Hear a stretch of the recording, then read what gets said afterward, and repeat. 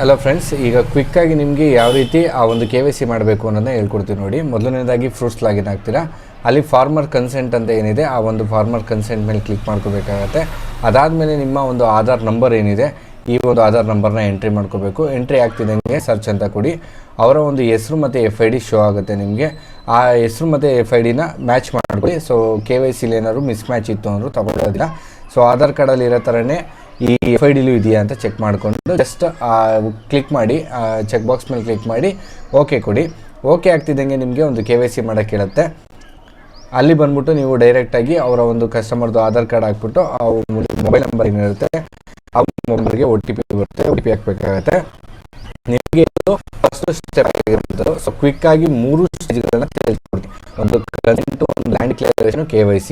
ಈ ಮೂರೂ ಸಹ ನಿಮಗೆ ಒಂದು 2-3 ಮಿನಿಟ್ಸಲ್ಲಿ ನಾನು ನಿಮಗೆ ತಿಳಿಸ್ಕೊಡ್ತಾ ಹೋಗ್ತೀನಿ. ಸೊ ತುಂಬ ಜನ ಮೆಸೇಜ್ ಆಗ್ತಿದ್ರಿ ಯಾವ ಥರ ಮಾಡಬೇಕು ಅಂತ, ಅದಕ್ಕೋಸ್ಕರ ಈ ವಿಡಿಯೋ ಮಾಡ್ತಾ ಇರುವಂಥದ್ದು.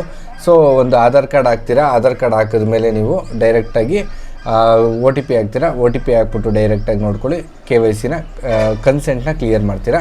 ಕನ್ಸೆಂಟ್ ಆದಮೇಲೆ ನಿಮಗೆ ಲ್ಯಾಂಡ್ ಡಿಕ್ಲರೇಷನ್ನು. ಸೊ ಲ್ಯಾಂಡ್ ಡಿಕ್ಲರೇಷನ್ ಮೇಲೆ ಕ್ಲಿಕ್ ಮಾಡ್ತೀರಾ. ಕ್ಲಿಕ್ ಮಾಡಿದ ನಂತರ ನಿಮಗೆ ಅವರ ಒಂದು ಡಿಕ್ಲರೇಷನ್ ಏನಿದೆ ಅದ್ರ ಮೇಲೆ ಕ್ಲಿಕ್ ಮಾಡ್ತೀರಾ. ಅಲ್ಲಿ ಕಸ್ಟಮರ್ದು ಆಧಾರ್ ಕಾರ್ಡು ಅಲ್ಲಿ ಕೇಳುತ್ತೆ ನಿಮಗೆ FID ಇದೆಯಾ ಏನು ಅಂತ. ಸೊ ಆಧಾರ್ ಕಾರ್ಡ್ ಸೆಲೆಕ್ಟ್ ಮಾಡ್ಕೊಳ್ಳಿ.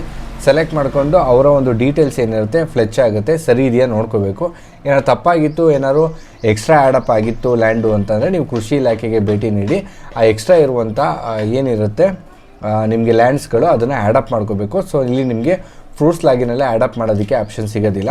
ಹಾಗಾಗಿ ನೀವೇನು ಮಾಡ್ಕೋಬೇಕು, ಕೃಷಿ ಇಲಾಖೆಗೆ ಹೋಗಿ ಸಬ್ಮಿಟ್ ಮಾಡಬೇಕು. ಏನಂತೇಳಿ ನಿಮ್ಮ ಹತ್ರ ಒಂದು 5 ಕುಂಟೆ ಇತ್ತು, ಮತ್ತೆ 2 ಕುಂಟೆ ತೊಗೊಂಡಿದ್ದೀನಿ ಅಂದರೆ ಮಾತ್ರ ಅದನ್ನು ಮಾಡ್ಕೋಬೇಕು. ಇಲ್ಲ ಎಕ್ಸ್ಟ್ರಾ ಏನೂ ಇಲ್ಲ, ಎಲ್ಲ ಕರೆಕ್ಟಾಗಿದೆ ಅಂತಂದರೆ ಜಸ್ಟ್ ಓಕೆ ಕೊಡ್ತೀರಾ. ಓಕೆ ಕೊಟ್ಟು OTP ಕಳಿಸ್ತೀರಾ. OTP ಹಾಕಿದ್ಮೇಲೆ ನಿಮಗೆ ಇಲ್ಲಿ ಅಪ್ರೂವಲ್ ಅಂತ ಏನಿದೆ, ಸೊ ಅಪ್ರೂವಲ್ ಅಂತ ಕೊಡ್ತೀರಾ. ಅಪ್ರೂವಲ್ ಕೊಟ್ಟಾದಮೇಲೆ ನಿಮಗೆ ಆ ಒಂದು ಲ್ಯಾಂಡ್ ಡಿಕ್ಲರೇಷನ್ ಅಪ್ರೂವಲ್ ಆಗುತ್ತೆ. 3ನೇ ಸ್ಟೆಪ್ ಬಂದು ನಿಮಗೆ KYC ಆಗಿರುತ್ತೆ. ಈ KYC ಸೆಲೆಕ್ಟ್ ಮಾಡ್ಕೊತೀರಾ. ಸೆಲೆಕ್ಟ್ ಮಾಡಿದ್ಮೇಲೆ ನಿಮಗೆ ಅವರ ಒಂದು ಆಧಾರ್ ಕಾರ್ಡ್ ನಂಬರ್ ಏನಿದೆ ಆ ಒಂದು ಆಧಾರ್ ಕಾರ್ಡ್ ನಂಬರ್ನ ಸೆಲೆಕ್ಟ್ ಮಾಡ್ಕೋತೀರಾ. ಅದಾದಮೇಲೆ OTPನ ಚೂಸ್ ಮಾಡ್ತೀರಾ. ಜಸ್ಟ್ OTP ಮೇಲೆ ಕ್ಲಿಕ್ ಮಾಡ್ತೀರಾ. ಅವ್ರಿಗೆ ಕಸ್ಟಮರ್ಗೆ OTP ಬರುತ್ತೆ.